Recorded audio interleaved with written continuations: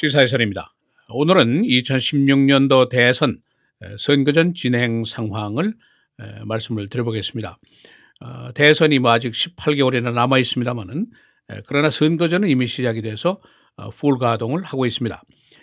지난 주말에도 아이오와에서 열린 아이오와 공화당의 그 링컨 디너, 여기에 공화당 대선 출마 후보군들이 대거 참석을 해서 연설을 했습니다. 그런가 하면 민주당 쪽에서는 힐러리 클린턴 선거 기금 모으기에 아주 전력 질주를 하고 있고, 또 공화당 측의 정치적인 공세를 막기에 분주한 나날을 보내고 있습니다. 내년도 선거 본선은 뭐 11월로 예정이 되어 있습니다만은, 그러나 예선은 2월 1일부터 시작이 됩니다. 2월 1일에 이제 아이오와 카커스가 있고, 2월 9일에는 뉴햄프셔 프라이머리가 있습니다. 그렇다면은 결과적으로 8개월밖에 남지 않은 선거전입니다. 그래서 이 시점에서 과연 누가 당 후보가 될 수 있을 것인가, 또 선거전은 어떻게 진행되고 있는가, 정치적인 환경은 지금 어떤가, 그런 궁금증이 여러 국민들한테 있게 되는 것은 당연한 일입니다. 이제 앞으로 각종 여론조사가 뭐 계속이 될 거고, 토론회가 열리게 될 것이고, 또 언론들이 평가를 하게 될 것이고, 그 선거 기금 누가 얼마나 모을 수 있느냐, 이런 문제에 따라서 이제 승자 패자가 결정이 되죠. 돈이 떨어지면 뭐 끝장입니다. 또 헌금자들은 당선 가능성이 없으면 금세 돈줄을 끊고 말죠. 그러니까 이 긴 과정을 거쳐서 각 당의 이제 후보가 결정이 되고, 그다음에 본선에서 격돌을 하게 되고, 그러면 이제 미국의 새 대통령이 탄생이 됩니다. 굉장히 긴 과정입니다. 이번 선거의 배경, 민주당이 이제 8년 동안 집권을 했으니까 공화당이 뭐 당연히 화이트하우스를 재탈환하자 하는 목표를 세우게 되죠. 그런데 이번 선거의 특징을 보면은 특징이 없는 것이 특징이다, 그런 얘기가 나오고 있습니다. 지금 무슨 특별한 경제 문제가 있는 것도 아니고, 리세션이 있는 것도 아니고, 전쟁이 벌어지고 있는 것도 아니고, 또 무슨 특별한 그 소셜 이슈로 대결을 하고 있는 것도 아닙니다. 그러면 뭘 가지고 대결을 할 것인가? 지금 물론 이민 문제라든가 뭐 동성결혼 문제, 국제 문제 등이 있습니다만은 아주 확실하게 극명하게 의견 대립을 하고 있는 이슈는 사실은 없습니다. 그렇다면 뭐가 과연 투표인들의 마음을 움직이게 될 것인가? 이것이 이제 양당에 풀어야 할 숙제입니다. 미국 내 이제 데모그래픽 그 체인지, 변화는 계속이 되고 있습니다. 이번 선거에서 투표일 예상을 해보니까 소수계 비백인이죠, 우리 코리안 같은 사람들, 이런 쪽이 전체 투표율의 31%가 될 것이다 하는 예상이 나와 있습니다. 2012년보다 소수계의 표가 더 많을 것이다 하는 얘기죠. 연령별로는 젊은 층, 성별로는 여성들이 많이 나올 것이고, 이념적으로는 보수, 진보, 독립, 그냥 그렇게 구별이 계속되어 있습니다. 이 다양한 베이스를 누가 더 잘 공략을 할 것인가, 이것이 이제 당선의 핵심이 되겠죠. 그 외에 이제 특별한 사항이 또 하나 있습니다. 공화당입니다. 공화당의 후보군들이 역사적으로 가장 많고 가장 다양하다 하는 평가가 나와 있습니다. 지금까지 언론에 거론되고 정치권에서 거론된 공화당 대선 후보군들을 보면은 최고 21명까지 꼽게 됩니다. 현재 출마를 선언한 사람은 6명, 그러나 출마 가능성이 있다고 하는 사람은 7명에서 15명까지 꼽게 됩니다. 굉장히 많습니다. 그런가 하면 민주당 쪽에서는 힐러리 클린턴하고 버니 샌더스 상원의원이 출마를 선언했지만은 여론조사에서 뭐 힐러리 클린턴이 절대 우위를 차지하고 있으니까 클린턴이 민주당의 대통령 후보가 될 가능성이 확실하게 높습니다.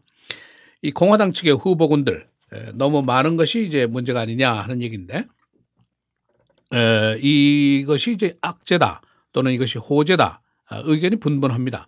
호재라고 하는 쪽에서는 다양한 의견이 나오게 될 것이고, 투표인들의 관심이 더 쏠리게 될 것이고, 또 투표인들이 더 열정적으로 반응을 할 것이 아니겠느냐 하는 기대를 하고 있는 거죠.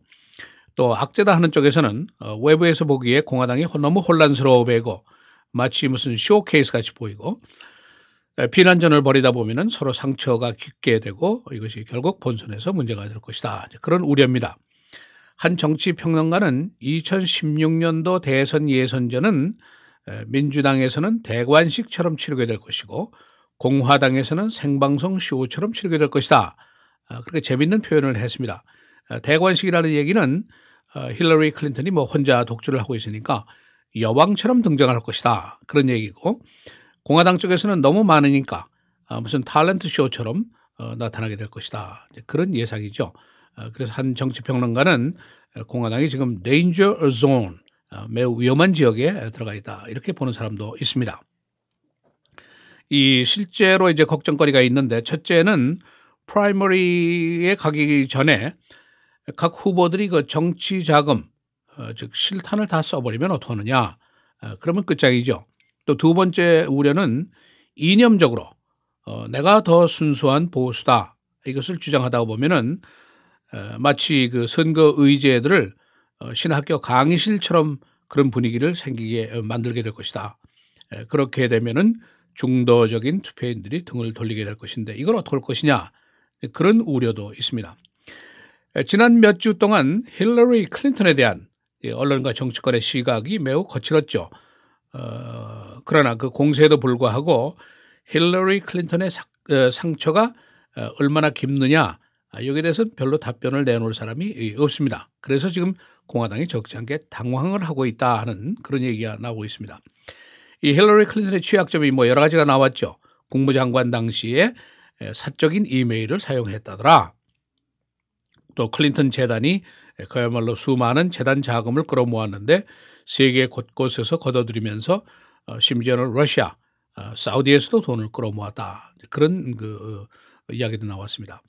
또 힐러리 클린턴이 계속해서 중산층 보호를 외치지만은 이게 결국 구호뿐이다.